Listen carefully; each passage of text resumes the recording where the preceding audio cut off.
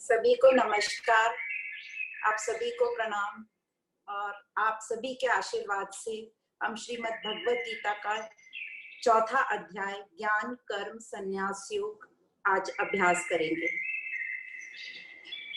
सर्वप्रथम हम सर्वशक्तिमान सर्वज्ञ परमात्मा को नमन करेंगे। ओम श्री परमात्मने नमः।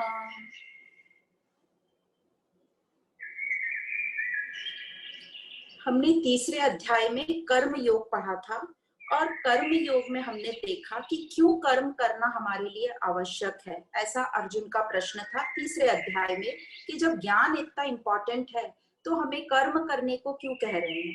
तभी श्री कृष्ण ने अर्जुन को बताया और अर्जुन के माध्यम से हम सबको बताया गया कि कर्म से ही हमारे मन बुद्धि की शुद्धि होती है, क्योंकि कर्म करने का कारण है जो हमारे अंदर वासनाएं और इच्छाएं हैं, उसके कारण हम कर्म करते हैं और इसी कर्म से हम इन वासनाओं से छुटकारा पाएंगे या इन वासनाओं से हम छुटकारा पाएंगे और हमारी मन बुद्धि शुद्ध होगी।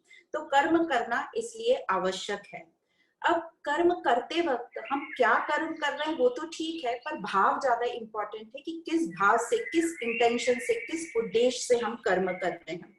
तो सबसे पहले तो निस्वार्थ भाव बोला गया कि निस्वार्थ भाव से अहंकार रहित और आसक्ति रहित हमको कर्म करना है। न तो हमको कर्म से आसक्ति मतलब अटैचमेंट। हम बहुत पॉजेसिव हो जाते हैं अपने कर्म को लेके, उस फल को लेके कि यह कर्म ही मुझे मिलना चाहिए, मुझे यही ड्यूटी अलॉट होनी चाहिए। जैसे आप सबने देखा होगा कि जब कोई आप एक बड़े कार्यक्रम में या एक बड़ी संस्था से या कोई भी संस्था से आप जुड़े रहते हैं और बहुत वर्षों तक आपको एक ही ड्यूटी मिलती है और किसी बरस ऐसा हो जाता है कि वो ड्यूटी किसी और को दे दी जाती है, तो हमको वो अच्छा नहीं लगता। हम पूछने जाते हैं कि ऐसा क्यों हुआ, हमारी ड्यूटी दूसरे को क्यों दे दी गई। हम इतने ज्यादा अपनी ड्यूटी, जो भी हमारा कर्म है, उससे पॉजेसिव हो जाते हैं, उससे आसक्त हो जाते हैं। तो यहाँ पर एक और बात यही बताइए कि न तो हमें कर्म से आसक्त होना है और न हमें फल से आसक्त होना है, क्योंकि यदि हम कर्म या फल से आसक्त हो जाएंगे तो हम 100% प्रेजेंट में नहीं रहेंगे। हमारा माइंड कहीं ना कहीं फ्लक्चुएट होता रहेगा और हम 100% अपने 100% पोटेंशियल से अपना कर्म नहीं कर पाएंगे, इसलिए रिजल्ट भी हमारा 100% नहीं होगा। तो इस प्रकार हमें बताया गया कि कैसे हमने कर्म करना चाहिए और एक कर्म योगी बनना चाहिए। तो अब हर कर्म को ऐसे हम किस प्रकार कर सकते हैं, तो विधि बताई गई कि यज्ञ द्वारा हम अपने कर्मों को कर्म करके कर्म योगी बन सकते हैं। तो यज्ञ का हमें पूरा डेफिनेशन बताई कि यज्ञ क्या होता है। तो उसी प्रकार हम अपना हर कर्म यज्ञ की भांति करेंगे तो हमें उसमें उन्नति जरूर प्राप्त होगी। तो अब चॉइस हमारे पास है, हमारे पास दो चॉइस होती है हमेशा, एक श्रेयस्कर और एक प्रेयस। तो जो श्रेयस्कर चॉइस है, मतलब जो हमारे लिए बेनिफिशियल है, तो वो ये चॉइस है कि अब हम अपने हर कर्म को यज्ञ की तरह करें, क्योंकि यही यज्ञ हमको हमारे जो दो उद्देश्य हैं, एक तो हमारा होना चाहिए कि आत्मा का मोक्ष, जो हम सब चाहते हैं आत्मा का मोक्ष। भले ही हमें इसका मीनिंग समझ में ठीक से आता नहीं, पर हमने वेदों में, शास्त्रों में पढ़ा है कि हम अपने को आत्मा के मोक्ष के लिए तैयारी करें। तो ये तो हम कर ही रहे हैं। हम कोई भी जो यज्ञ कर रहे हैं वो हम उस रास्ते पर जा ही रहे हैं, मोक्ष के रास्ते पर उसके लिए थोड़ा टाइम लगेगा, हमारा दृढ़ निश्चय चाहिए। तो ये सब मेहनत हम कितनी कर पाएंगे, कहाँ तक कर पाएंगे, ये सबकी हमारी अपनी अपनी सब्जेक्टिव यात्रा है। पर उसके भी पहले हम थोड़ा निस्वार्थ भाव जस्ट डेवलप कर लें और जगत हित के लिए काम करें, समाज सेवा के लिए करें, छोटे छोटे स्टेप करें, तो हम इस मोक्ष के रास्ते पर चल पड़े हैं और हमें उन्नति प्राप्त होगी। तो इस प्रकार हमारी चॉइस है कि हमें क्या करना है। अब यह सब जब अर्जुन ज्ञान सुन रहा है तो अर्जुन के मन में ऐसे सवाल उठ रहे हैं कि जो कृष्ण है ये इतना ज्ञान कहाँ से दे रहा है, ये ज्ञान कहाँ से आ रहा है, ये ज्ञान कितना एप्लीकेबल है मेरी लाइफ में कि नहीं। जैसे हम सबको भी ये प्रश्न आता है कि ये ज्ञान कहाँ से आ रहा है, ये कितना एप्लीकेबल है। क्योंकि जो अर्जुन थे वो तो कृष्ण को क्या समझते थे, अपने दोस्त, अपने भाई, उनके कजन ब्रदर लगते थे। तो हमेशा बचपन से उन्होंने उसको अपना भाई मित्र समझा है।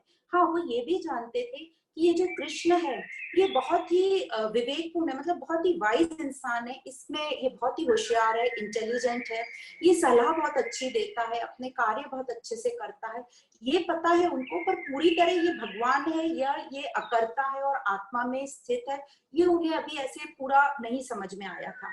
तो अर्जुन के मन में ये सवाल चल रहे थे। तो ये जो श्री कृष्ण है उनको समझ गया कि अर्जुन थोड़ा सा कुछ अंदर सोच रहा है कि ये ज्ञान आ कहाँ से रहा है, ये ज्ञान कितना एप्लीकेबल है। तो इसी उपलक्ष्य में श्री कृष्ण ने चौथा अध्याय शुरू किया जिसका नाम है ज्ञान कर्म संन्यास योग। तो शुरू ही भगवान के उवाच से हुआ। श्री भगवान ने कहा, अर्जुन, मैंने इस सृष्टि के प्रारंभ में ही इस ज्ञान के उपदेश को सूर्य को दिया था और सूर्य ने अपने पुत्र मनु को दिया और मनु ने ये उपदेश राजा इक्ष्वाकु को दिया जो सूर्य वंश के पूर्वज थे। तो इस प्रकार ये जो ज्ञान है ये आदिकाल से चला आ रहा है, जैसे एक गुरु शिष्य परंपरा चली आ रही है। और विज्ञान ये स्वीकार करता है कि जो विश्व का निर्माण हुआ था तो सर्वप्रथम सूर्य के निर्माण के साथ प्रारंभ हुआ था विश्व, और उसी वक्त जीव की भी उत्पत्ति हुई थी। और उसी समय से ये जो जीव तत्व, ये जो ज्ञान है आत्म तत्व का, तभी से चला आ रहा है ये महान आत्मज्ञान, और तभी से ये विश्व को दिया जा रहा है। तो इस ज्ञान जो ये हम सुन रहे हैं ये किसी एक समाज या धर्म के लिए नहीं है, यह तो नित्य है, सत्य ज्ञान है, जीव तत्व के लिए है, हमारे विकास के लिए, हमारी उन्नति के लिए है। और यह नियम है जो नित्य है, वो सत्य है और वह हमेशा रहेगा। तो मनुष्य के जो सिद्धांत है, जो हम सिद्धांत बनाते हैं, तो वो युग युग में बदलते रहते हैं। जैसे पुराने जमाने में था कि बहुत दूध दही खाओ, अच्छा खाना खाना चाहिए, पेट भर के भोजन करना चाहिए, और फिर कुछ साल बाद ऐसा हो गया कि हमने घी नहीं खाना चाहिए, अब फिर से आ गया कि घी खाना चाहिए, अच्छा फूड खाना चाहिए, घी जो है सुपर फूड में आने लगा है। उसी प्रकार पहले था कि बच्चों के साथ बहुत सख्ती करनी चाहिए, बच्चों को जब तक हम डांटेंगे और मारेंगे नहीं तो बच्चे सुधरेंगे कैसे। फिर हमें धीरे धीरे समझ में आया कि नहीं नहीं, डांटने और मारने से काम नहीं चलता, ये जो भी कुछ युग में चेंज होता है ये हमारी उन्नति के ही लिए होता है। तो कैसे हमारी जो मनुष्य के सिद्धांत हैं वो बदलते रहते हैं। पर जो सनातन धर्म है, एक बहुत सिद्धांत है कि हम सबको चूल्हा जलाना आना चाहिए था, पुराने जमाने की बात है। फिर गैस आ गए तो हमें गैस जलाना आना चाहिए, कुकर में खाना पकाना आना चाहिए, और अब टेक्नोलॉजी का जमाना आ गया तो अब हो गया कि माइक्रोवेव हमको ऑपरेट करना आना चाहिए। तो इस प्रकार ये युग चेंज होते रहते हैं, युग के सिद्धांत। पर जो सनातन धर्म है, वो जो सत्य है, प्रेम, ईमानदारी, विश्वास, वो कभी चेंज नहीं होते, वो हमेशा वही रहेंगे। तो ये श्री कृष्ण कहते हैं, अर्जुन, ये जो ज्ञान है ये अव्यय है, क्योंकि अव्यय मतलब जो कभी खत्म नहीं होता, वो हर देश में, हर काल में एप्लीकेबल है, यूनिवर्सल है। तो इस प्रकार भगवान इस ज्ञान की महत्व बताते हैं और इस ज्ञान की पुष्टि करते हैं। तो पुष्टि कैसे हुई इसकी, कि बोल रहे हैं ये ज्ञान सत्य है, ये आदि काल से चला आ रहा है, इसकी शुरुआत का कोई पता नहीं, जब से सूर्य है, जब से ये लाइफ है, तब से ये ज्ञान चला आ रहा है। ये पहले भी था पर उसका डॉक्यूमेंटेशन अभी हुआ है, लेखन अभी हुआ है, पर वह पहले से भी था और हमेशा चलता आ रहा है। पर कुछ काल में बीच में गुरु शिष्य परंपरा जब समाप्त हो गई थी तो इसलिए यह ज्ञान लुप्त हो गया था और अनैतिकता ने जन्म ले लिया। इस प्रकार ये ज्ञान बीच में कुछ सालों से लुप्त था और हम तक थोड़ा सा डिस्टॉर्टेड पहुंचने लगा था। तो इस प्रकार पहली पुष्टि करी कि ये ज्ञान सत्य है और हमेशा रहेगा। फिर दूसरी ये रहती है कि ये ज्ञान जो है क्या लॉजिकल है, क्या ये मेरी युक्ति में फिट होगा, मुझे एक्सेप्टेबल है।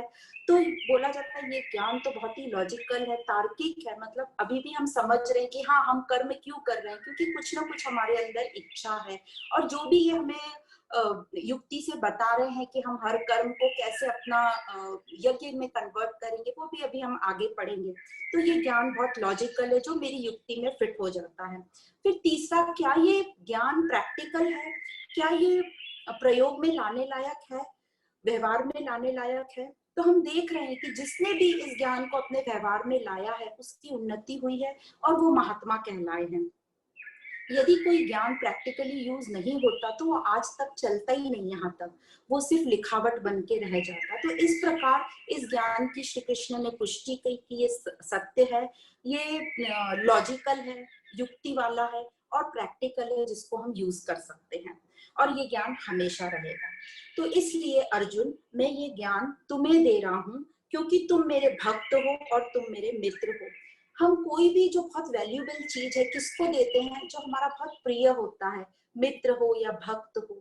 जब भक्त कोई हमारा होता है तो भक्त में प्रेम होता है, विश्वास होता है और मित्र में आपसी समझ होती है कि हाँ वो उसको अच्छे से यूज करेगा, वो उसको गलत तरीके से यूज नहीं करेगा। तो इस प्रकार तुम मेरे भक्त हो और मित्र हो, इसलिए मैं तुम्हें ये ज्ञान दे रहा हूँ ताकि तुम इसका मैक्सिमम यूज करो और आगे भी इस ज्ञान का प्रचार करो।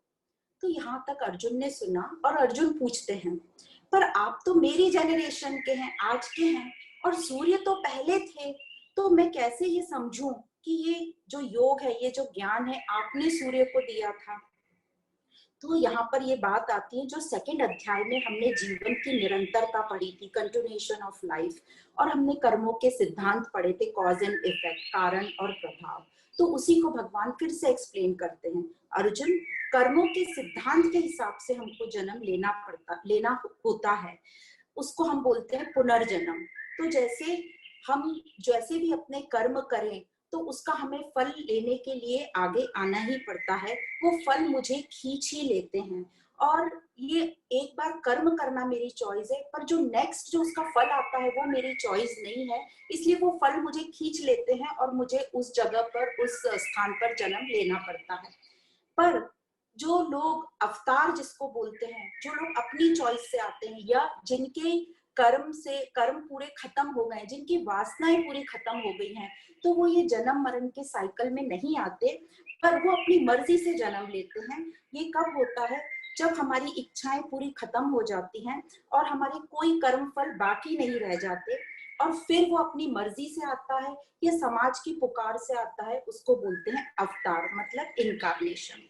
तो जब हम कर्म करते हैं आनंद के लिए, इच्छा से करते हैं, आनंद के लिए करते हैं, पर आनंद के लिए जब हम काम करते रहते हैं और हमें टाइम से ज्ञान मिल जाए या कभी भी हमें ज्ञान को मिल जाए और उस ज्ञान को हम आत्मसात करें, मतलब अपने जीवन में अप्लाई करें, तो हमारे में जागरूकता आ जाएगी। और जब हम जागरूकता से कर्म करेंगे तो हमारे भी मन बुद्धि एकदम शुद्ध हो जाएंगे, हम अनन्यता को प्राप्त होंगे, इनफाइनाइट को प्राप्त होंगे, और फिर हमें भी समझ जाएगा कि हम जन्म मरण के साइकिल, हमारे कोई फल ही नहीं बचे, तो हमारा फिर से जन्म जो है हम अपनी इच्छा अनुसार कर सकते हैं।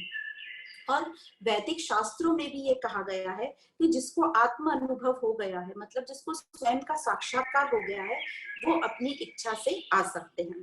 तो श्री कृष्ण कहते हैं कि मुझे तो पूरी जागरूकता है कि मैं अनंत हूँ और मैं सच्चित आनंद स्वरूप हूँ, तो मुझे पूरा ध्यान है पहले का भी और आगे का भी और अभी का भी। पर तुम्हारे में वो अभी जागरूकता आई नहीं है, तुम्हारे में अभी भी जो वासनाएं है, मन बुद्धि जो है अशुद्ध है, इसलिए जो तुम्हारा जन्म है वो कंपलसरी है और तुम्हें अभी याद नहीं है कुछ। तो अर्जुन के मन में सवाल आता है, जब तुम्हारे कोई फल ही नहीं है, तुम्हें आने की कोई जरूरत ही नहीं है, तो फिर तुम क्यों आते हो भाई, क्यों आना चाहते हो इस संसार में? तो यहाँ पर जो है हमारे गीता का जो बहुत ही पॉपुलर श्लोक है, 7वां और 8वां श्लोक, तो वो यहाँ पर भगवान बोलते हैं कि हे भारत, भारत मतलब उसके जो पूर्वज हैं, पुरुवंश के भरत राजा, उनकी बात कर रहे हैं, जो बहुत ही बलशाली थे, अपनी शक्ति के लिए बहुत मशहूर थे। तो उनका याद दिलाने के लिए अर्जुन को भारत से संबोधित कर रहे हैं, हे भारत, यदा यदा हि धर्मस्य ग्लानिर्भवति भारत, अभ्युत्थानं धर्मस्य तदात्मानं सृजाम्यहम्, परित्राणाय साधूनां विनाशाय च दुष्कृतां, धर्म संस्थापनार्थाय संभवामि युगे युगे। तो इस प्रकार 7वां और 8वां श्लोक बोला गया और भगवान अर्जुन को बोलते हैं, अर्जुन मेरे आने का जो मेन उद्देश्य है वो है साधु पुरुषों को बचाना और नैतिक मूल्यों को स्थापित किए रहना और नैतिक मूल्यों को और बढ़ाना और दुष्टों का नाश। अब ये साधु कौन है? तो साधु मतलब जो हम बोलते हैं अच्छे लोग, महान पुरुष। अब जो ज्ञान से अपने आप की मदद करते हैं, अपने आप को सुधारना चाहते हैं, जो एक विवेकी जीवन जीते हैं, जो अपने आप को जागृत रखते हैं और कोशिश करते रहते हैं कि हम कैसे चेंज हो जाएं, सुधर जाएं, जो नित्य निरंतर अपने पर मेहनत करते रहते हैं और चेंज होने की कोशिश करते रहते हैं और हमेशा आनंद और प्रेम में रहते हैं। और कोई ऐसा जो आकर लोगों के जीवन को, के नैतिक मूल्यों को जो स्तर है वो बढ़ा दे और ऊंचा उठा दे और ऊंचा उठाने का भले ही प्रयत्न करे, तो ऐसे जब जो लोग आते हैं उसको बोलते हैं अध्यात्म अवतार। तो यहाँ पर लोग कैसे आएंगे? यहाँ ये बात कर रहे हैं हमारे अंदर उस अवतार का हम अवतरण कर सकते हैं, जिसको बोला गया है आध्यात्मिक अवतार। अब ये अवतार जो है हम सबके अंदर हो सकता है। तो कैसे हो सकता है ये अवतार हम सबके अंदर? तो उन्होंने बहुत अच्छा एग्जाम्पल दिया है दर्शन शास्त्र वालों ने, कृष्ण जन्म का और राम जन्म का। तो कृष्ण जन्म कैसे हुआ? जो वासुदेव थे वो हैं कुशाग्र बुद्धि और एकदम उच्चतम विचार वाले, और जो देवकी हैं वो प्रेम की मूरत, अहंकार रहित, जिनका मन और बुद्धि बिल्कुल भी अहंकार रहित है। तो जब उच्च विचार और अहंकार रहित मन बुद्धि मिलते हैं तो कृष्ण आते हैं। कृष्ण मतलब आकर्षण। हम सबको कौन सी चीज आकर्षित करती है? तो ऐसे तो दुनिया में हम सबको अलग अलग चीजें आकर्षित करती हैं, पर हम सब में एक चीज कॉमन है जो हम सबको आकर्षित करती है, और वो है आनंद, हैप्पीनेस। हम सब चाहते हैं कि हमको आनंद की प्राप्ति हो। तो जब हमें हमारे अंदर कृष्ण का जन्म हो जाएगा और आनंद की प्राप्ति हो जाएगी, तो ये जो मन बुद्धि है ये स्वतंत्र हो जाएंगे, जेल के दरवाजे अपने आप खुल जाएंगे, स्वतंत्र हो जाएंगे। और ये जो आनंद है, अब मेरी ड्यूटी है कि इस आनंद को मुझे संभाल के रखना है। हम जितना इसको संभाल के रखेंगे उतना ये हमारे पास रहेगा, नहीं तो दुनिया का जो भूचाल है इस आनंद को मुझसे छीन लेगा। तो हमारी यही ड्यूटी है कि हम अपनी बुद्धि से इस आनंद को समेट के रखें, इसको अपने अपने स्वरूप को जाने और उसमें स्थित हों। अब इसी प्रकार राम का जन्म बताया है। राम जो है वो दशरथ और कौशल्या के पुत्र हैं। तो दशरथ कौन? जो मन बुद्धि के स्वामी हैं, जो अनुशासन और संयम में रहते हैं। पूरा जीवन उन्होंने अनुशासन और संयम में बिताया, सबका आदर करते हैं, मर्यादा में रहते हैं। कौशल्या कौन? जो हर कर्म में कुशल है, प्रेम सौम्यता की जो मूरत है। और जब कुशल बुद्धि और अनुशासित मन मिलते हैं तो कौन अवतरित होता है? राम अवतरित होते हैं। और हम बोलते भी हैं सर्वम रमति इति राम, जो सबको आनंद देता है वो राम है। अब ये राम का जन्म कहाँ होता है? अयोध्या में। अयोध्या मतलब जहाँ युद्ध नहीं होते, मतलब जहाँ शांति रहती है। तो जहाँ शांति होती है वहां प्रेम स्वरूप राम अवतरित होते हैं। प्रेम ही सबको आनंद देता है। तो मैं प्रेम का अनुभव कब कर सकती हूँ? मैं प्रेम का अनुभव तभी कर सकती हूँ जब मेरे अंदर शांति मैं बनाए रखूं। इस प्रकार हम अवतार समझते हैं कि ये राम कृष्ण जन्म कैसे होते हैं और हम अंदर अपने अंदर इस अवतार को कर सकते हैं। तो ये अवतार जो होते हैं वो साधु को बचाने के लिए, तो पहले मुझे वो साधु बनना होगा। अब ये हम साधु कैसे बनेंगे? तो उसकी एक प्रक्रिया बताई गई है, और फिर ये आध्यात्मिक अवतार मेरे अंदर होगा। जिसको ये सिद्धांत समझ गया कि मैं ही आनंद स्वरूप हूँ, मैं ही स्वतंत्र हूँ, मैं ही सच्चित आनंद हूँ, तो उसको वह पूरी तरह फ्री हो जाएगा, स्वतंत्र हो जाएगा। और कोई भी ये जो भी ये जान लेगा वो ये कर भी सकता है, बस थोड़ी सी मेहनत की जरूरत है।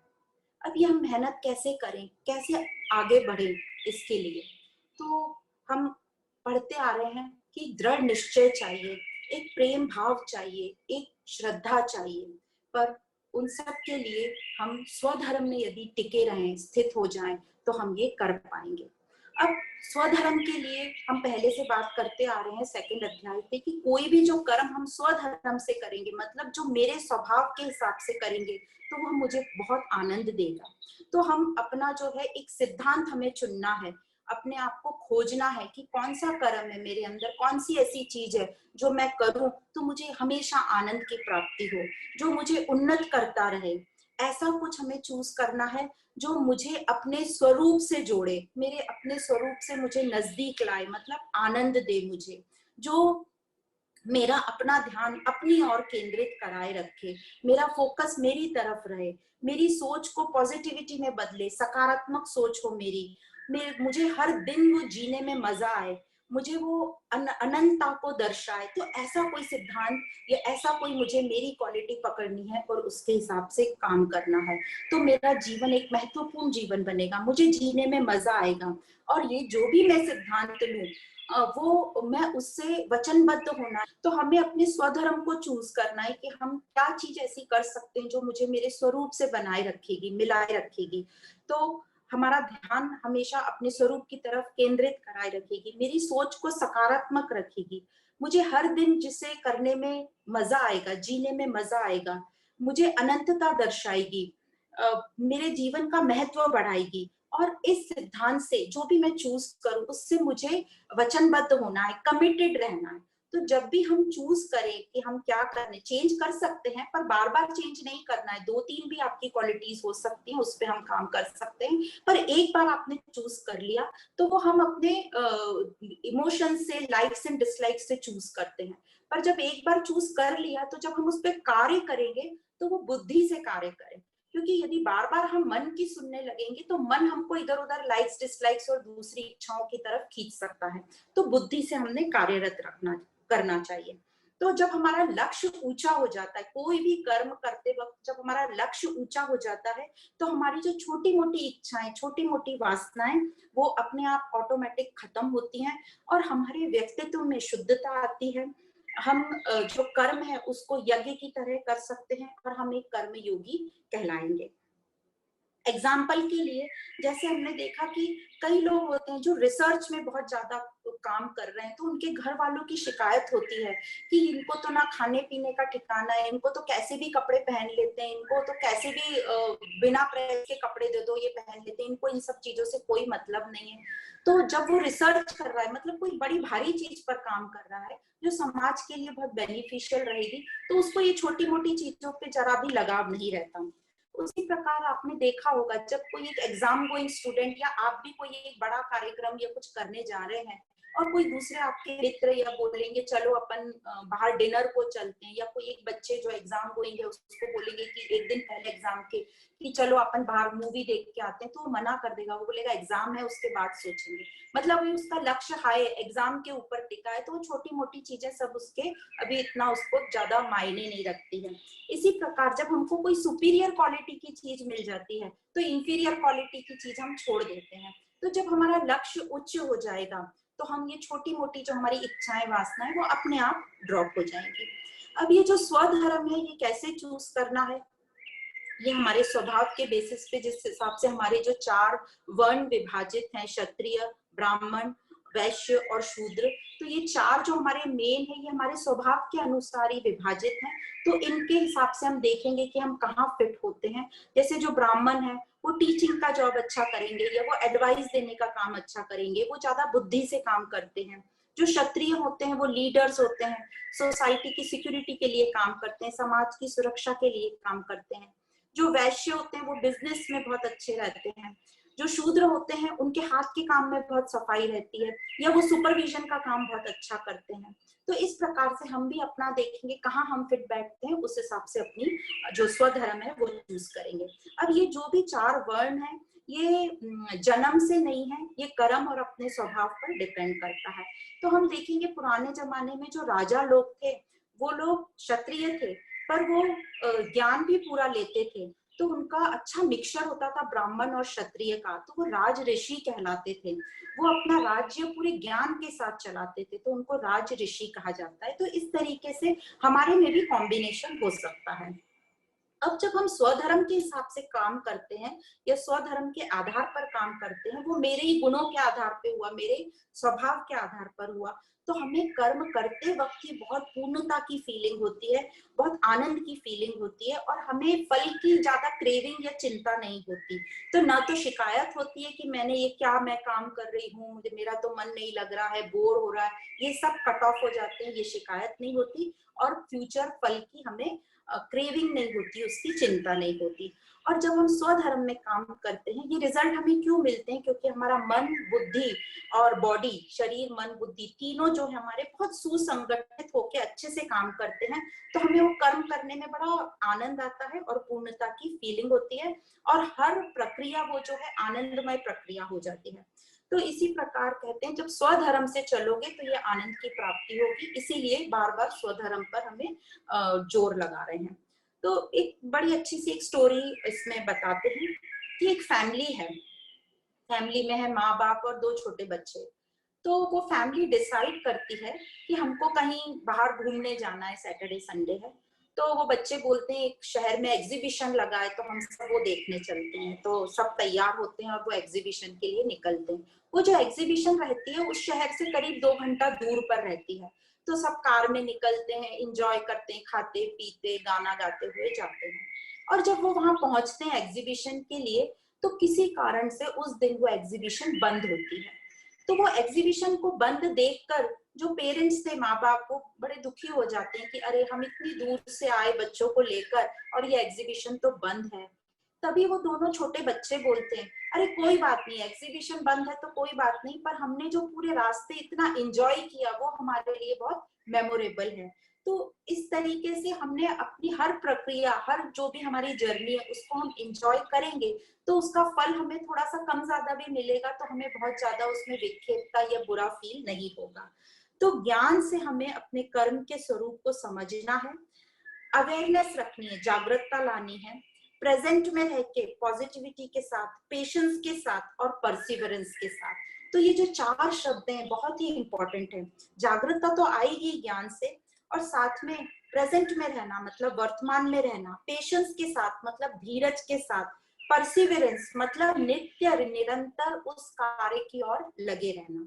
तो इस प्रकार हम लगे रहेंगे तो हमारी उन्नति अवश्य होगी। तो यहाँ एग्जाम्पल दिया है हनुमान जी का। जो हनुमान जी थे वो बंदर का स्वरूप थे। तो जो बंदर की क्वालिटी होती है कि बहुत चंचल होते हैं, इधर से उधर भागते रहते हैं। पर जब चंचल मन आत्मा के से अटैच हो जाता है, आत्मा मतलब राम हुए, उनसे अटैच हो जाता है, तो उसमें धीरजता आ जाती है, उसमें पेशेंस आ जाता है, वो वर्तमान प्रेजेंट में रहने लगता है, जागरूकता आ जाती है। तो हम देखते हैं हनुमान की जो भक्ति भाव है।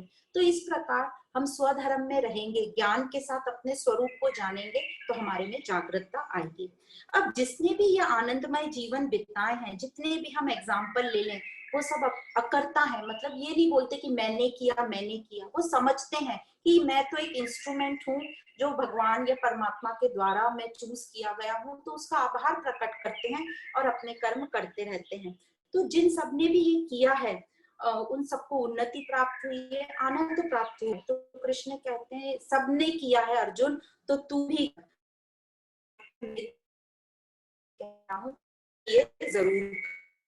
बहुत एग्जाम्पल्स भी देखते हैं में आप देखेंगे तो विश्वनाथ आनंद है, सचिंदर पेस है, ऐसे बहुत लोग हैं जिन्होंने अपने टैलेंट को बहुत रिफाइन किया है और उस पर कार्यरत रहे हैं। म्यूजिक में हम देखेंगे तो पंडित जसराज, भीमसेन जोशी, लता मंगेशकर और बहुत से नाम हैं। टेक्निकल में देखेंगे तो हम स्टीव जॉब्स जो आज की तारीख में है, आइंस्टीन है, इन सब ने अपने अपने टैलेंट पर बहुत काम किया है। देशभक्ति में हम देखेंगे तो रानी लक्ष्मीबाई, तात्या टोपे, बाल गंगाधर तिलक, विपिन चंद्रपाल, लाला लाजपत राय, ऐसे एग्जाम्पल हमें कि हमारे पास एक लंबी लिस्ट है जो हमें हर क्षेत्र में प्रेरित करती रहती है। भक्ति में हम देखेंगे तो संत तुलसीदास जी, कबीर दास जी, मीराबाई, तुकाराम।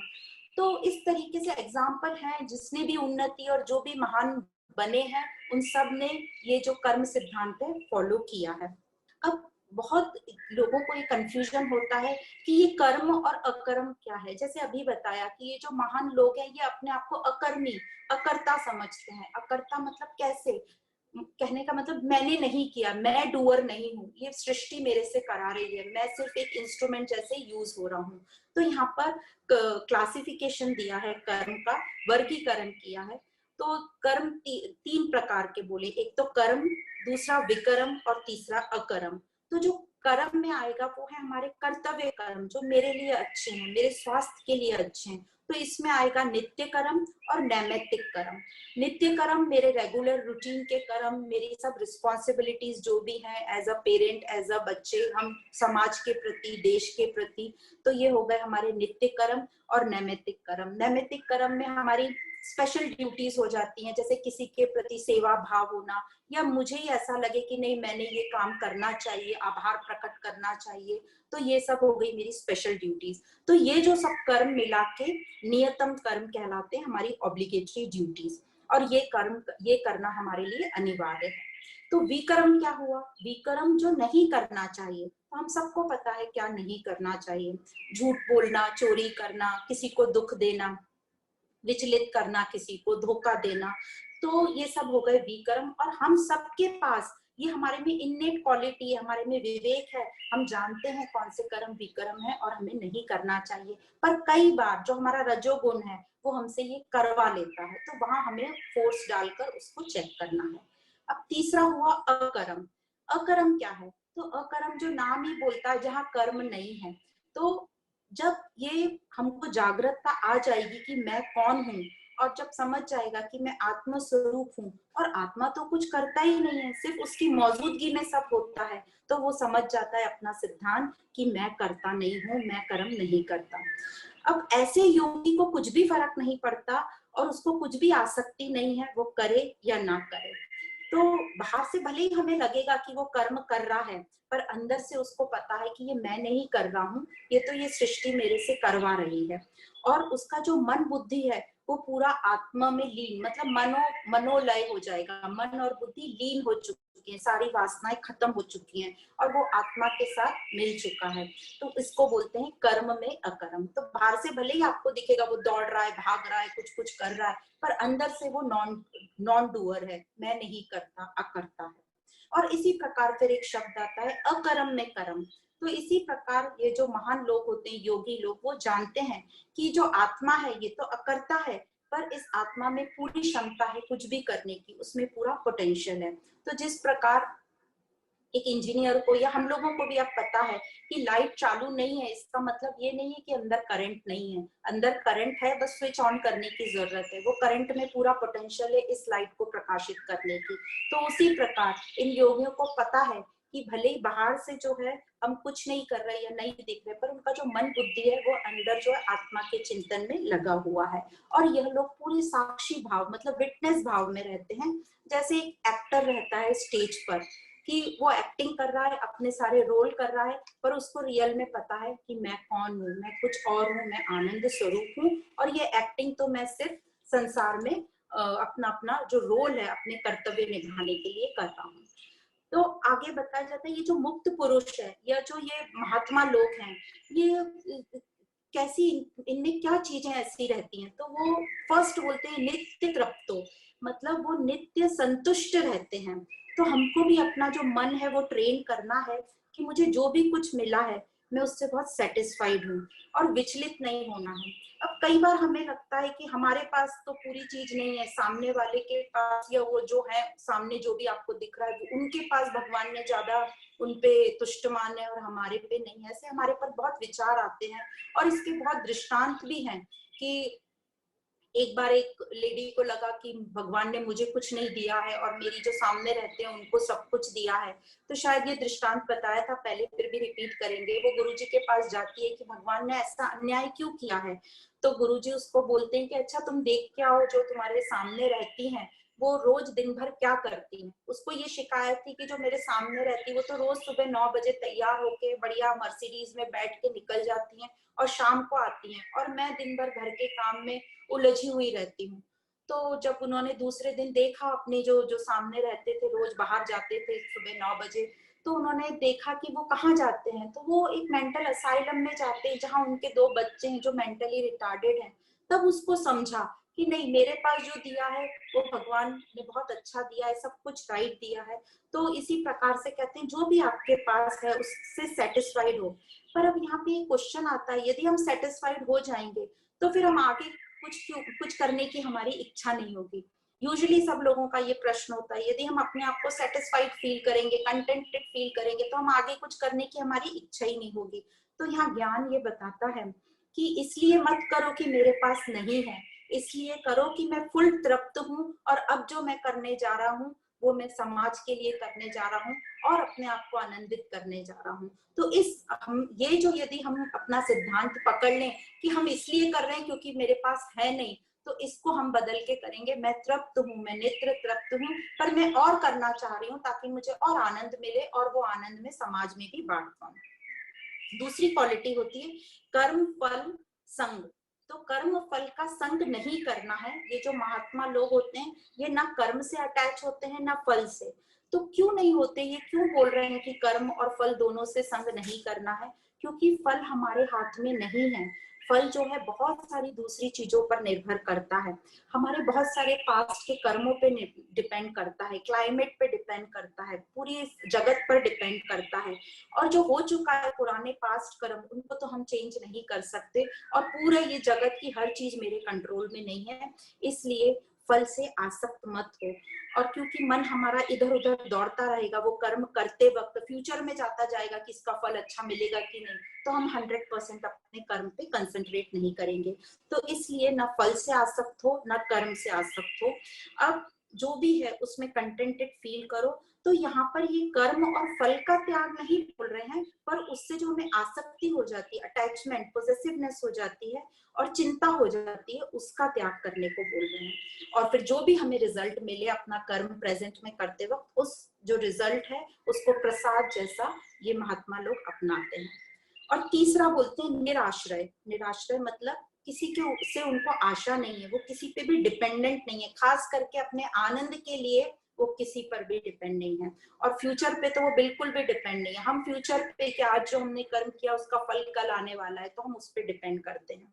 तो यहाँ बड़ा अच्छा एक एग्जाम्पल दिया है कि हमने किस प्रकार अपना जीवन व्यतीत करना चाहिए। जैसे हम सब ने देखा है, जब हम सब यहाँ छोटे बच्चे होते हैं और वो आ जाते हैं हमारे पास कि हमारे साथ खेलना ही पड़ेगा, आप आओ उठो, तो हम सब उनके साथ खेलना शुरू कर देते हैं। जब हम बच्चों के साथ खेलते हैं तो हमारे मन में कोई इच्छा वासना नहीं होती है उनके साथ खेलने की। हम पूरी एनर्जी के साथ उनके साथ खेलते हैं, पूरी प्रफुल्लता के साथ, पूरे उल्लास के साथ, पूरा मजा लेकर उनके साथ खेलते हैं। और रिजल्ट पे भी हम डिपेंडेंट नहीं रहती कि ये जो खेल हो रहा है इसका रिजल्ट क्या है। और ना ही हम ये उनसे पूछते हैं कि नेक्स्ट खेल हम कब खेलेंगे। तो इस प्रकार वो पूरा जो खेल है हम एंजॉय करते हैं, और हारने में भी हमें मजा आता है उनके साथ खेलने में। तो इसी प्रकार हम संसार के साथ जब हर कर्तव्य इसी प्रकार हम खेलेंगे, कर्तव्य करेंगे खेल के रूप में, तो वो हो जाएगी एक लीला। तो कहा गया है कि हमें अपने हर कर्म को, हर संसार में हर रोल को एक लीला की तरह करना है, पूरा एंजॉय करके, पूरा मजा लेके, और फ्यूचर पर नहीं डिपेंड होना है। और पर जब ज्ञान नहीं होता तो हमें आसक्ति रहती है, अटैचमेंट और पॉजिटिवनेस रहता है, तो हमारी उन्नति नहीं होती, क्योंकि हम उसी को पकड़ कर बैठे रहते हैं और वहीं ठहरे रहते हैं। और हमने देखा है जहां भी ठहराव आता है, जैसे पानी जहां ठहर गया तो वो पानी में सड़न हो जाती है और अच्छी स्मेल नहीं आती। तो इस प्रकार हमें ज्ञान का साथ लेके अपने अटैचमेंट से दूर होना है। और इस उपलक्ष्य में आदि शंकराचार्य जी कहते भी हैं कि अर्थम अनर्थम, मतलब जब बहुत सारी हमारे पास, यहाँ तो ये पैसे की बात कर रहे हैं, पर कोई भी चीज जब हमारे पास बहुत हो जाती है तो हम उसको गलत जगह वेस्ट करने लगते हैं। तो अपनी एनर्जी को सही जगह लगाओ, जो भी कुछ हमारी एनर्जी है उसको वेस्ट नहीं करो। और खास करके जो भी हमारे पास एक्स्ट्रा है उसको देने में डालो, दान जिसको हम बोलते हैं। तो देने में अपना नेचर देने का बनाओ। जब हम देंगे तभी हमें संतुष्टि प्राप्त होगी, सेटिस्फेक्शन, सिद्धि प्राप्त होगी मतलब सक्सेस, सुख प्राप्त होगा मतलब आनंद प्राप्त होगा, और हमारे में ईर्ष्या और द्वेष कम हो जाएंगे। तो इस प्रकार बोला है, ज्ञान को अपने साथ रखो, ज्ञान से अपने स्वरूप, कर्म स्वरूप को समझो और जागृत हो। फिर क्वेश्चन आता है हम किसको बुद्धिमान मानते हैं और बुद्धिमान एक्चुअली होता कौन है? तो जो बुद्धिमान, जिसको अध्यात्म बुद्धिमान बोलता है, वो निस्वार्थ भाव से जो कर्म करता है, जिसका मन और बुद्धि एकदम शुद्ध हो गए हैं, जिसकी दृष्टि हमेशा सत स्वरूप पे टिकी होती है, जो कर्म में अकर्म और अकर्म में कर्म देखता है, ये व्यक्ति को बुद्धिमान कहा जाता है। पर हम किसको बुद्धिमान बोलते हैं? जिनके पास बहुत सारी डिग्रियां हैं, बहुत सारे जिसको इनाम मिले हैं, जिसके पास बहुत पैसा है, हम उसको बोलते हैं कि ये बुद्धिमान है। कितना भी पैसा, कितनी भी डिग्री, कितने भी हमारे पास उपाधियां आ जाएं, पर यदि हमारे पास आध्यात्मिकता नहीं है तो वो सब वेस्ट हुई। तो बुद्धिमान मनुष्य के लक्षण है, वो हमेशा जागृत रहता है, सजग रहता है, अवेयर रहता है, उसका ध्यान एकदम फोकस रहता है, एकाग्रचित रहता है, और उसकी दृष्टि हमेशा सत्य पर रहती है, और वो हमेशा आनंद में रहता है, और कर्तव्य कर्म वो कभी नहीं छोड़ता। तो इसी प्रकार बोलेंगे कि अध्यात्म के कुछ 9 रत्न हैं। अध्यात्म हमें क्या देता है, तो ये 9 पॉइंट्स बताएं, ये 9 जो है अध्यात्म के रत्न है। तो फर्स्ट है आनंद देता है हमको, हैप्पीनेस, ऑलवेज हैप्पीनेस। दूसरा है ये प्रेरणादायक है, हमें बहुत प्रेरित करता है, प्रफुल्लित रखता है। तीसरा है बल देता है, हमें आत्मिक बल की हमें प्राप्ति होती है। हमें बुद्धि बल भी मालूम है, तो बुद्धि बल मिलता है और उससे हमें आत्मिक बल मिलता है। हमें आत्मनिर्भर बनाता है, इंडिपेंडेंट बनाता है, हम किसी के ऊपर भी डिपेंडेंट नहीं रहते किसी चीज के लिए, क्योंकि अभी हमें पता चल गया कि हम कौन है और सब कुछ परिवर्तनशील है। निरअहंकार, ईगोलेस, हमारा अहंकार को ड्रॉप करता है। ध्यान योग, हमारा ध्यान जो एकाग्र चित्ता है वो बढ़ती है। ये निरअहंकार पे एक बड़ा अच्छा दृष्टांत है। हम सबको ऐसा लगता है कि बहुत छोटी छोटी चीजों में हमें अहंकार आ जाता है। तो एक बार एक व्यक्ति था, वो एक दुकान पर काम करता था, एक सेठ के यहाँ व्यापारी था, तो उसका नाम था राम। तो ये जो युवक था, ये थोड़ा सा हमेशा सेठ उसको डांटता रहता था कि राम तुम बहुत आलसी हो, तुम हमेशा लेट आते हो, तुम कुछ काम के नहीं हो। तो उसको थोड़ा बुरा लगता रहता था। तो एक बार वो अपनी माँ से बोलता है, माँ अब मैं काम पे नहीं जाऊंगा। तो उसकी माँ पूछती क्यों नहीं जाओगे? तो माँ बोलती है कि ये जो सेठ जी है ना बहुत डांटते हैं, तो मुझे बहुत बुरा लगता है कि तू आलसी है, तू कुछ काम का नहीं है। तो माँ उससे बोलती है कि अरे बस इतनी सी बात है, तो एक काम कर, तू जा दुकान पर तू अपने आप को शाम समझ कि तेरा नाम आज से शाम है। तो वो बोलता है कि इससे क्या होगा माँ? तो माँ बोलती है कि तू सिर्फ जा तो सही, तुझे समझेगा। तो बस ये याद रखना कि तेरा नाम शाम है। वो जाता है दुकान पर, जैसे ही सेठ देखता है उसको तो बोलता है, राम तू बहुत ही आलसी है, तू बहुत ही कुछ भी काम का नहीं है, तू हमेशा लेट आता है। राम तू तो बिल्कुल ही निठल्ला है, तेरे से कुछ काम नहीं बनता। तो बार बार राम करके संबोधित कर रहा था, और ये जो था ये सोच रहा था मैं तो शाम हूँ, मैं तो शाम हूँ, ये तो राम को बोल रहा है, मैं तो शाम हूँ, ये तो राम को बोल रहा है। तो इस प्रकार ये जो छोटी छोटी तरकीबें हमको बहुत हेल्प करती हैं। हमको भी ऐसे कोई बोले तो हम समझे हम तो आत्मस्वरूप है, ये तो मेरे नाम उपाधि शरीर को बोल रहे हैं, या कुछ और इमेजिन करो कि ये तो मेरे जो पीछे खड़ा है उसको बोल रहे हैं, मैं तो आत्मस्वरूप हूँ। तो इस प्रकार हम ऐसे अपने छोटे छोटे जो हर्डल्स आते हैं उनको हम उलांग सकते हैं।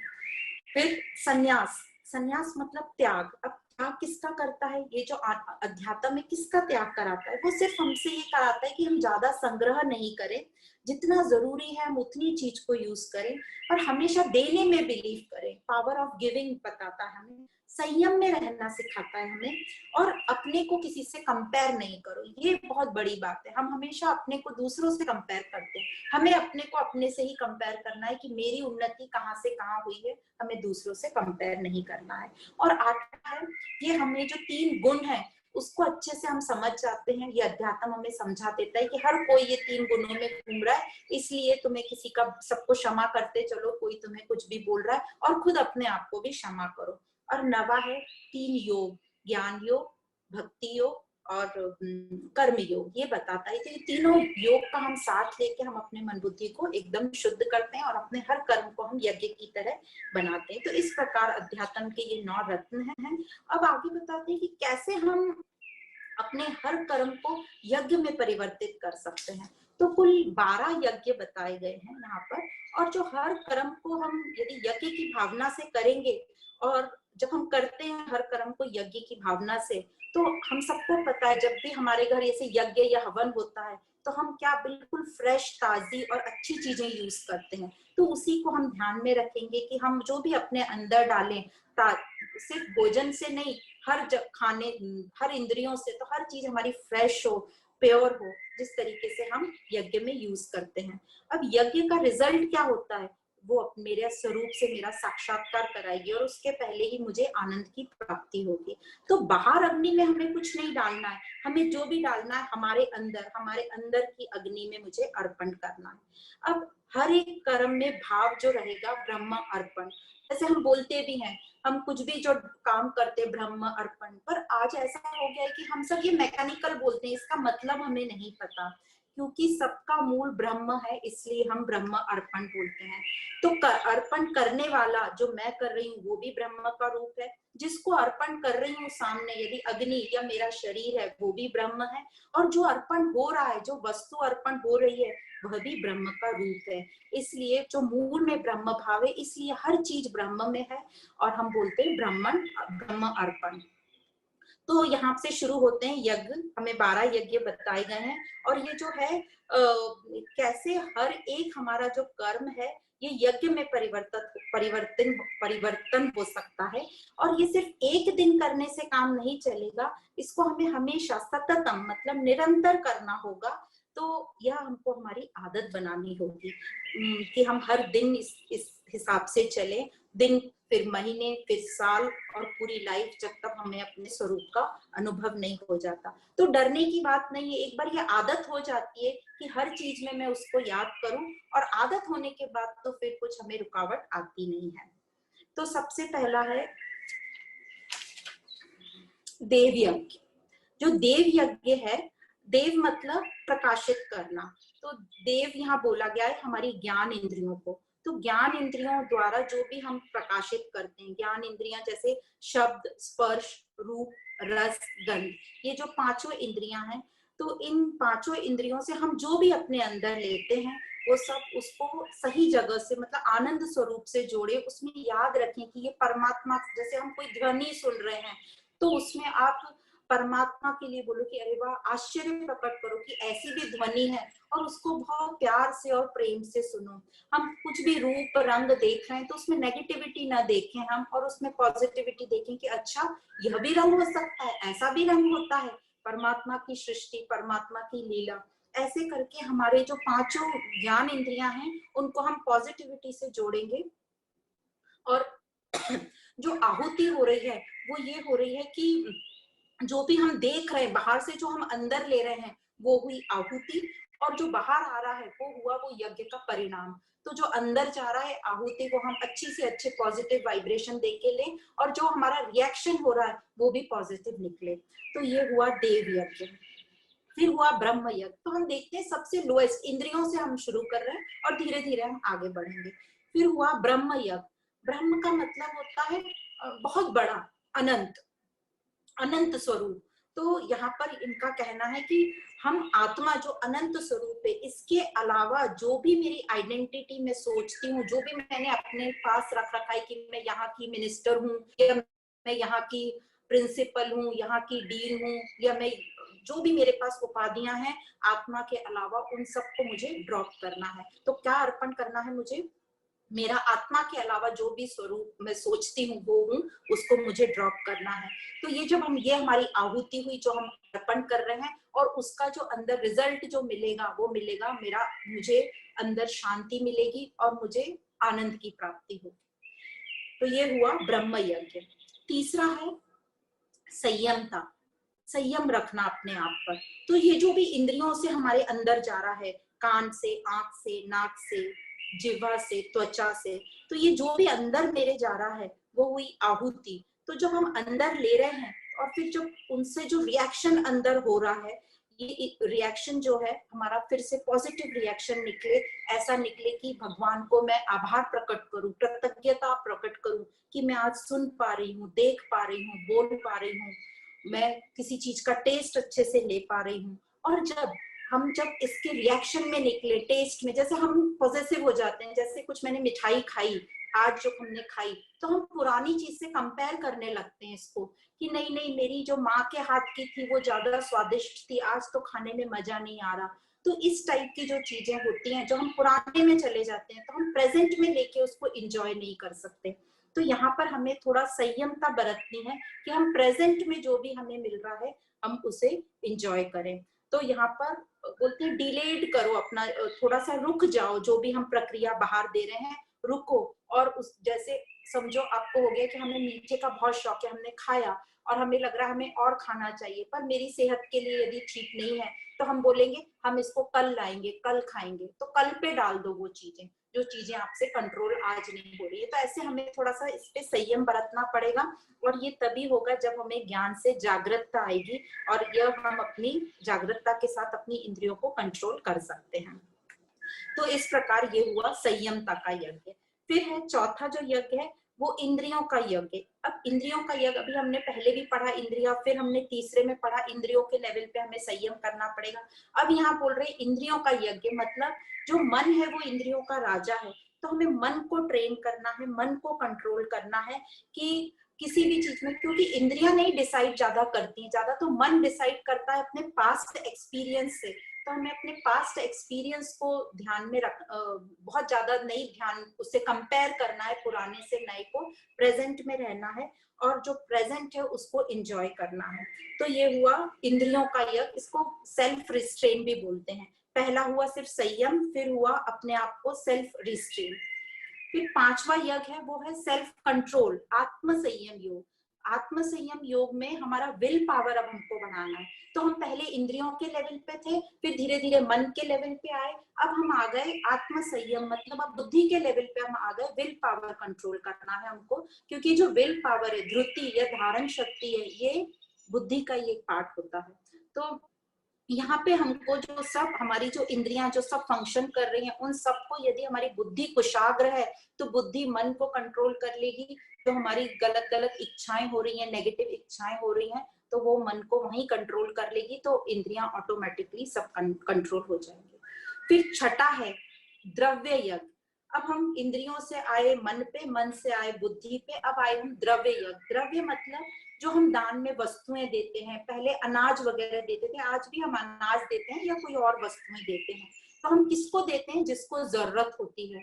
तो जो हम दे रहे हैं वो हुई आहुति, और जिसके पास वो जा रहा है वो हुआ वो अग्नि का जो प्रज्वलित हुई, उसके यहाँ उसकी बढ़ोतरी हुई। तो इस प्रकार यह द्रव्य यज्ञ हुआ। अब द्रव्य यज्ञ के बाद हुआ, जो द्रव्य यज्ञ होते हैं ये हम वस्तुओं से कर रहे हैं। तो ये इसके बाद जो तपो यज्ञ बोला है वो है हमारा शारीरिक तप, मतलब हम किसी को फिजिकल हेल्प कर रहे हैं, किसी को सेवा की जरूरत है, कोई बीमार है, कोई हॉस्पिटल में है, किसी का एक्सीडेंट हो गया या किसी तरीके का उसको फिजिकल हेल्प चाहिए, तो हम अपने थोड़ा सा कंफर्ट जोन से बाहर जाते हैं और उनको फिजिकली हेल्प करते हैं। तो द्रव्य यज्ञ से थोड़ा उच्च हुआ तपो यज्ञ। तो यहाँ हम एग्जाम्पल देखते हैं, जैसे अभी हमने पिछले 6 महीने में देखा मिस्टर सोनू सूद है, उन्होंने कितनी बड़ी बड़ी चीजें करी, कितने लोगों को उन्होंने अपनी जगह पर पहुंचाया और कितने लोगों को उन्होंने जॉब दिलवाया, और भी बहुत बड़े बड़े कार्य किए जो हम सोच भी नहीं सकते थे, वैसे कार्य उन्होंने करके दिखाए। तो इस प्रकार ये हुआ तपो यज्ञ। फिर हुआ योग यज्ञ। योग यज्ञ में जो है हम ज्ञान से सेवाएं देते हैं। किसी को इमोशनल कोई डाउन है, किसी को हमारी जरूरत है, सिर्फ कोई किसी के यहाँ कोई रिलेशनशिप खत्म हो गई है या कोई डेथ हो गई है, तो हम उसको उसके पास जाते हैं, सिर्फ उसका जो है मॉरल बढ़ाने के लिए उसको हम थोड़ा मॉरल सपोर्ट करते हैं। तो ये हुआ आध्यात्मिक, हमारी ये आध्यात्मिक उन्नति करता है। और इसमें जो आहुति दे रहे हैं वो हमारा टाइम और इमोशन सामने वाले को दे रहे हैं, और जो अग्नि प्रज्वलित हो रही है वो है सामने वाले को, उससे थोड़ा सा कॉन्फिडेंस उसका बढ़ रहा है। तो इस प्रकार हमने एक मूवी आई थी बीच में, एक नीरजा करके मूवी आई थी, उसमें कैसे वो एयर होस्टेस थी, उसने उस विपदा की घड़ी में सबको इमोशनल भी सपोर्ट किया, शारीरिक तप से भी उसने सबको बचाया। तो ये सब हुए यज्ञ, ये हुआ योग यज्ञ। अब फिर आता है नवा यज्ञ, स्वाध्याय यज्ञ और ज्ञान यज्ञ। स्वाध्याय जैसे हम खुद जानते हैं कि स्वयं का अध्ययन करना, अपना आत्मनिरीक्षण करना, तो ये काफी उच्चतम यज्ञ है, ज्ञान यज्ञ और स्वाध्याय यज्ञ। तो ये जब ज्ञान हमको मिलता है और हमको समझ में आता है कि ज्ञान लेके और हम जब कर्म करते हैं तब हमारी वासनाएं खत्म होंगी, हमें निस्वार्थ भाव हमारे में कैसे आएगा, हम अहंकार रहित कैसे होंगे? इस ज्ञान से। तो ज्ञान से हमारा विवेक जागृत होता है। तो इसमें जो आहुति दे जाती है, तो हमारा ये जो स्वार्थ भाव है, अहंकार है, ये सब आहुति हुई, और जो हमारी उन्नति हो रही है वो हुई उस अग्नि में प्रज्वलन, हमारा आत्मिक बल बढ़ा। फिर है प्राण यज्ञ। प्राण यज्ञ मतलब जैसे जो हम अंदर श्वास लेते हैं और अंदर छोड़ते हैं, तो जो हम अंदर श्वास लेते हैं उसको बोलते हैं पूरक, और जो बाहर हम श्वास छोड़ते हैं उसको बोलते हैं रेचक। और कुंभक और रेचक, और तीसरा पूरक और रेचक, और तीसरा होता है कुंभक, जो दोनों के बीच में ये पूरा इंस्पिरेशन और एक्सपिरेशन के बाद जो एक गैप होता है उसको बोलते हैं कुंभक। तो ये जो प्राण हम अंदर लेते हैं ये ऑक्सीजन देता है हमारे पूरे सिस्टम को। और इससे भी ज्यादा इम्पोर्टेंट है कि हम ध्यान योग में कई बार ये प्राणों पर फोकस करते हैं, ब्रीदिंग पर फोकस करते हैं, जो प्रेजेंट में नहीं रह पाता, बहुत ज्यादा फ्यूचर में चला जाता है या पास्ट में चला जाता है या मन बहुत चंचल रहता है, तो हम उस पर फोकस करके अपने मन को एकाग्रचित करते हैं। तो ये प्राण जो है, जो एक इंस्पिरेशन एक्सपिरेशन के लिए आहुति है और एक्सपिरेशन इंस्पिरेशन के लिए आहुति है। जो सांस का अंदर बाहर जाना है वो एक दूसरे के लिए आहुति है और एक दूसरे के ही दोनों रिजल्ट हैं। जब हम पूरा सांस अंदर लेंगे उसी के बाद हम बाहर छोड़ सकते हैं। तो एक एक्टिविटी दूसरे के लिए आहुति है और एक एक्टिविटी दूसरे के लिए वो प्रज्वलन है, उन्नति है। तो इस प्रकार आप देखते भी हैं, जब हम स्ट्रेस में होते हैं तो हमारा जो ब्रीदिंग होता है एकदम बढ़ जाता है और बिल्कुल ऊपरी ऊपरी हम सुपरफिशियल ब्रीथ करते हैं। पर जब हम शांत रहते हैं तो हमारी जो पूरी ब्रीदिंग है पूरा हम अंदर तक लेते हैं और बहुत स्लो ब्रीदिंग रहती है। तो इस प्रकार ये इस पे ध्यान देना ये भी एक बहुत बड़ा यज्ञ है प्राणों पर। और प्राणों पर और ध्यान देना, दूसरा यज्ञ बोला है प्राणायाम यज्ञ। प्राणायाम यज्ञ में क्या होता है, प्राण जो इनको हम एक पर्टिकुलर तरीके से संयमित करते हैं। तो जब हमारा मन उससे एकाग्रचित हो जाता है तो प्राणायाम करना बहुत ही अच्छा है हमारे सेहत के लिए। तो इसमें जो आहुति होती है वो श्वास की संयमता जो हम कर रहे हैं, संयमित श्वास जो ले रहे हैं वो हुई आहुति। और जो इसका रिजल्ट मिलता है वो है हमारी आंतरिक शक्ति, जीवन शक्ति। और यही जो श्वास है जो ऑक्सीजन हमारे पूरे सिस्टम को प्रदान करती है, जो 5 तरीके से प्रदान करती है, जिसको हम बोलते हैं प्राण, अपान, समान, व्यान और उदान।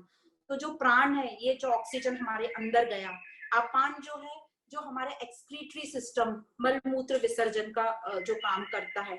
समान मतलब जो हमारा डाइजेशन कराता है, पूरे जो हमारी फिजियोलॉजिकल एक्टिविटीज है ये प्राणों पर निर्भर है। तो जो अनाज का पाचन कराता है। व्यान जो हमारे डाइजेशन होने के बाद ब्लड पूरी बॉडी में जो जाता है वो ब्लड सप्लाई व्यान से होता है। और उदान मतलब जो हमारी जो सोच विचार शक्ति चलती है वो इन प्राणों पर आधारित है। तो इन 5 ये प्राणायाम जो हम करते हैं यदि हम बहुत अच्छी तरीके से करें तो हमें इसके बहुत अच्छे रिजल्ट मिलते हैं। तो नॉर्मली ऐसा होता है जो पूरी हमारी बॉडी के सारे सिस्टम्स है, पूरी जो शरीर की क्रियाएं, पूरे जो फिजियोलॉजिकल एक्टिविटीज हैं ये प्राणों पर निर्भर होती हैं। तो नॉर्मली हमें ये इन क्रियाओं का कुछ ध्यान नहीं रहता, भान नहीं रहता, हम तो खाकर सो जाते हैं, आराम से ये सब एक्टिविटीज होती रहती हैं। परंतु हम यदि प्राणायाम का अभ्यास करें तो हम इन सबको वश में कर सकते हैं और ये बहुत ही हमारे लिए उपयोगी होगा। ये बहुत ही अच्छी एक साधना है मन को एकाग्रचित करने के लिए। तो इस प्रकार हम देखते हैं कि ये जितने भी अभी तक हमने 11 यज्ञ पढ़े हैं, जब भी हम कोई चीज अंदर लें तो ध्यान करके कि मैं ये सब परमात्मा की सृष्टि है, ये ब्रह्म है सब, तो मैं जो भी कुछ अंदर ले रही हूँ बेस्ट चीज अंदर लूं, जो भी आंखों से, कान से, नाक से, मुंह से बेस्ट चीज अंदर लूं। और जो मेरा अंदर जो रिएक्शन हो रहा है प्राणायाम से, मेरा मन एकदम एकाग्रचित होगा, शांत होगा, तो मैं जो बाहर आएगा वो भी बहुत अच्छा जो रिजल्ट आएगा, पॉजिटिविटी आएगी। और फिर लास्ट जो यज्ञ है वो है आहार यज्ञ। आहार या मतलब जो भी मेरे शरीर के अंदर जा रहा है। आहार से हम यूजुअली समझते हैं भोजन, पर यहाँ पे ये बताया गया जो भी सब आंख, नाक, कान, मन से जो भी अंदर जा रहा है वो सब हुआ आहार। तो शरीर को एक मंदिर समझकर हम ये सब एक्टिविटी करें। तो भोजन जो हुआ वो हम बिल्कुल जब भी हम भोजन करने बैठे तो बहुत सुंदर तरीके से जब हम भोजन करने बैठते हैं तो एक प्रार्थना करें कि मुझे जो भी मिला है उसका मैं आभार प्रकट कर रही हूँ, और उसको बहुत एक सुंदर तरीके से देखें। तो कई बार ऐसा होता है कि हमारा खाना मन लायक नहीं बना या हमें थोड़ा हम क्रोधित हैं, तो हम एक प्रार्थना करेंगे, थोड़ा शांत होंगे और भगवान को आभार प्रकट करेंगे, या जिसने घर में वो बनाया है उसके प्रति हम आभार प्रकट करेंगे, तो हमारा भी मन शांत होगा और वो माहौल थोड़ा सा प्रफुल्लित हो जाएगा। और जो भोजन मेरे सामने रखा होगा, मेरा भी उसको देखने का नजरिया बदल जाएगा, और जो भी मैं वो अंदर डालूंगी वो मेरे स्वास्थ्य के लिए बहुत फायदेमंद रहेगा। इसी प्रकार आंखों से जो भी मुझे रूप रंग दिखता है, जो नाक से जो भी गंध वायु जो भी मेरे अंदर जा रहा है, कानों से जो भी मेरी ध्वनि जो भी मैं श्रवण कर रही हूँ, उसको सोचो कि अरे वाह ऐसा भी हो सकता है। तो हर चीज में आश्चर्य प्रकट करो, और मन में जो भी मेरे अच्छे विचार जाएं अंदर, कोशिश हम ये करेंगे। तो जब हम प्राणायाम करेंगे तो हमारा मन जो है स्टेबल होगा, एकाग्रचित होगा, तो फिर जो भी अंदर जाएगा मैं कोशिश करूंगी कि वो पॉजिटिविटी हो और मैं ज्यादा सकारात्मक बनूंगी। तो इस प्रकार ये सब हुई आहुतियां हमारे शरीर के अंदर। अब अंदर जाने के बाद रिएक्शन होंगे बॉडी में, और फिर जो रिएक्शन होगा उसका आउटपुट वो बाहर निकलेगा। तो ये जो तीनों जो मैं बाहर जो हम देंगे वो भी बहुत इंपॉर्टेंट है। जो बाहर निकले वो भी बिल्कुल पॉजिटिव निकले, सबका आभार प्रकट करते हुए निकले, प्रेम से निकले। तो इस प्रकार ये जो 12 यज्ञ हैं, ये मनुष्य के सारे कर्मों की, हमारे सारे जितने भी कर्म दिनचर्या में होते हैं सब कवर हो जाते हैं इसमें। और हमने देखा कि सभी कर्मों का हम को यज्ञ की भांति हम करें तो हर कर्म हमारा पूजनीय हो जाएगा, और हमारे जो सारे पाप हैं, दोष हैं, ये समाप्त होंगे और वासनाएं भी हमारी समाप्त हो जाएंगी। तो इस प्रकार ये 12 यज्ञ बताए गए हैं। और ये जब हम हर कर्म को यज्ञ की तरह करेंगे तो उन्नति तो होगी, आनंद भी मिलेगा। और कहा गया कि यज्ञ अनिवार्य है, यज्ञ नहीं होगा तो हमें आनंद का अनुभव नहीं होगा। और जब हम यज्ञ की भावना से करते हैं तो हमारा मन, बुद्धि, शरीर सब बहुत एक बिल्कुल एक सुनियोजित अलाइनमेंट में आ जाता है और बहुत ढंग से काम करता है। और कर्म नहीं तो यज्ञ नहीं, इसीलिए बताया कि कर्म करना आवश्यक है, क्योंकि ये यज्ञ करने की क्षमता, यज्ञ मतलब त्याग, वो सिर्फ इंसानों को, मनुष्यों को मिली हुई है। और जो बताते हैं सबसे जो श्रेष्ठ यज्ञ है वो है ज्ञान यज्ञ, जो हमें परम आनंद की प्राप्ति कराएगा। और यज्ञ के हर स्टेप में हमको उन्नति प्राप्त होगी, लौकिक भी मतलब संसारिक उन्नति भी प्राप्त होगी, और आध्यात्मिक तो होगी ही होगी। और जो ये यज्ञ नहीं कर सकता, मतलब जिसमें ये त्याग की भावना नहीं है, तो उसके लिए ये जगत सही जगह नहीं है, ऐसा बोला गया। इसलिए यज्ञ बहुत इंपॉर्टेंट है। यज्ञ नहीं तो ना तो सुख मिलेगा, ना सिद्धि मिलेगी, मतलब ना तो सक्सेस मिलेगी, ना आनंद मिलेगा। तो इस प्रकार हम अपना लक्ष्य जो है ऊंचा रखें, अपना ध्यान उच्च पर रखें और स्वयं को हम जान पाएंगे। इसीलिए इस अध्याय का नाम जो रखा गया है, ज्ञान कर्म संन्यास योग। ज्ञान से अपने कर्मों के स्वरूप को जानो और अपने कर्म को यज्ञ बनाओ, तो हमारी वासनाएं मिटेंगी, मन बुद्धि हमारा शुद्ध होगा और हम अपने स्वरूप का साक्षात्कार कर पाएंगे।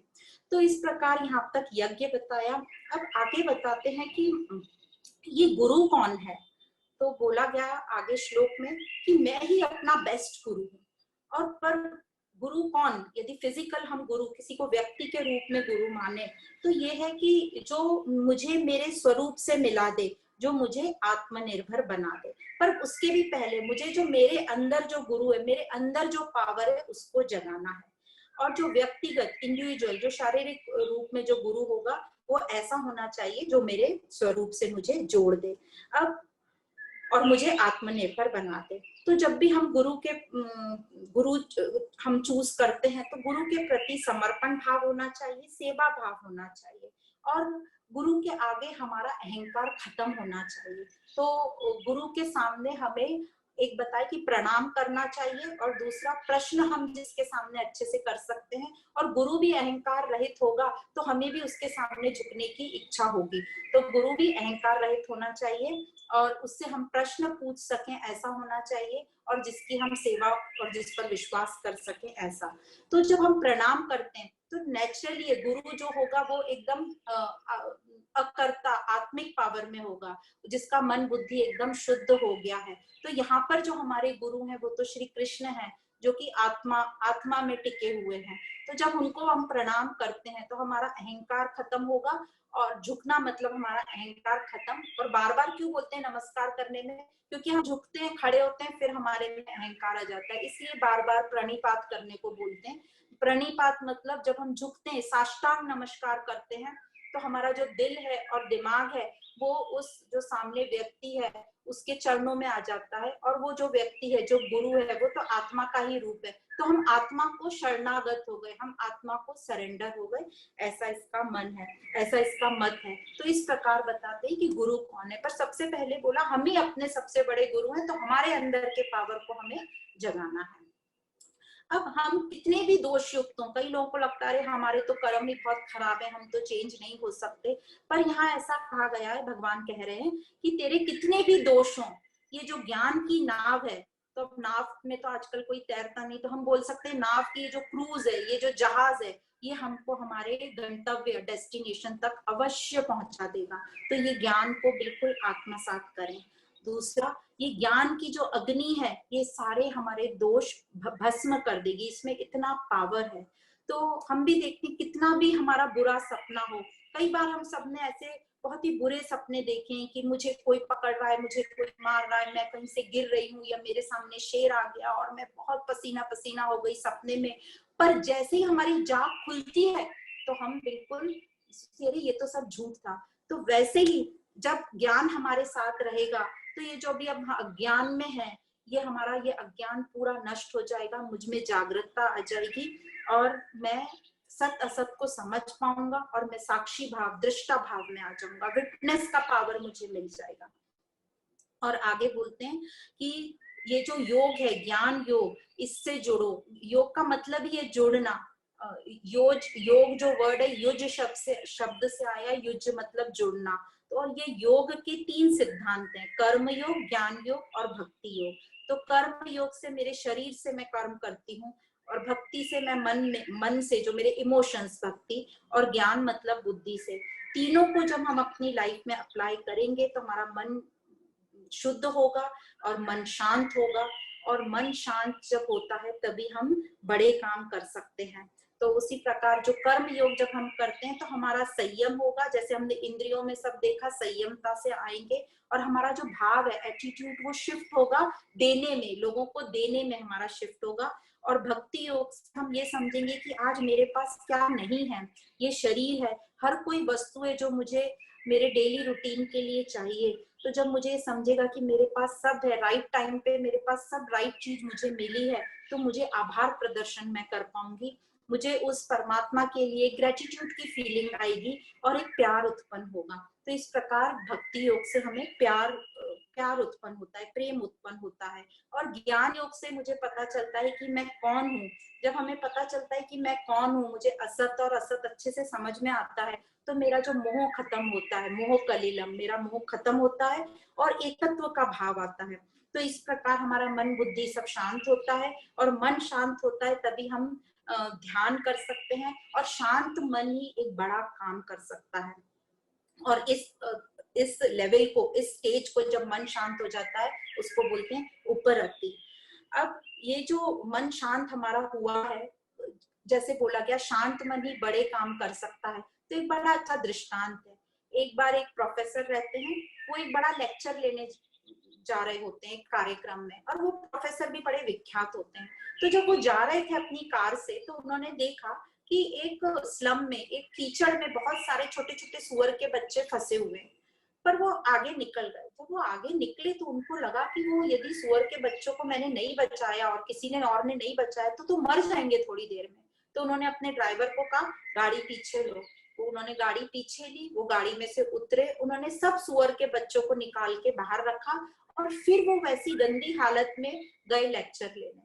तो कहने का मतलब उनका ऐसा था कि यदि मैंने वो सुअर के बच्चों को बचाया नहीं तो मेरा लेक्चर देने में मन नहीं लगेगा, मुझे मेरा मन वहीं अटका रहेगा कि मैंने वो काम नहीं किया, उन बच्चों की जान नहीं बचाई।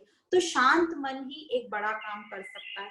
हम भी देखते हैं अपनी रोजमर्रा की जिंदगी में कि हम कोई काम के लिए जा रहे हैं, जैसे अभी हम लेक्चर के लिए बैठे हैं और हमारे कोई 4 काम हमने छोड़ दिए, तो हमें क्या लगता है हमारा गैस तो कहीं शुरू नहीं है, कहीं कोई इलेक्ट्रिक इक्विपमेंट तो शुरू नहीं है, या हम कहीं बाहर जा रहे हैं तो हमारा ध्यान कई बार ऐसा रहता है कि हमने कोई चीज खुली तो नहीं छोड़ दी, तो हमारा मन शांत नहीं रहता, तो वो कार्य हम ठीक से नहीं कर पाते।